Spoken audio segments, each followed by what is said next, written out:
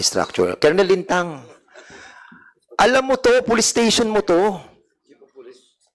I reminded you kanina, not to lie. Di ba?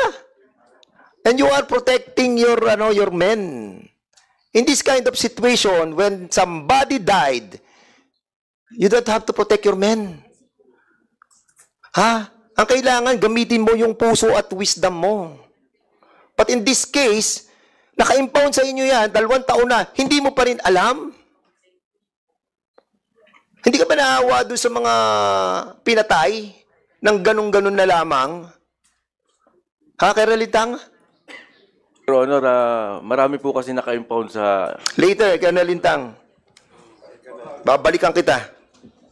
Punta tayo kay Karandang. Mr. Chair, ayaw ko lang iwanan yung... Sige po. Colonel Lintang, ikaw ang Chief of Police.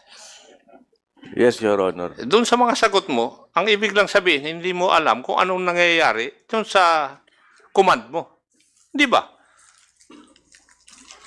Na-impound yung sasakyan, hindi mo alam. Nailabas yung sasakyan, hindi mo alam. Nagamit sa krimen yung sasakyan, hindi mo alam. Ano ang hindi mo pa alam?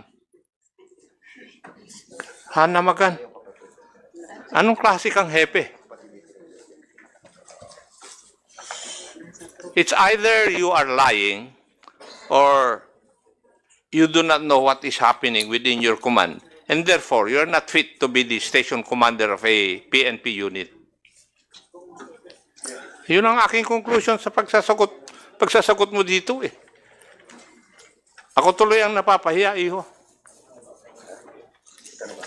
Thank you, Mr. Chair. Okay, thank you so much.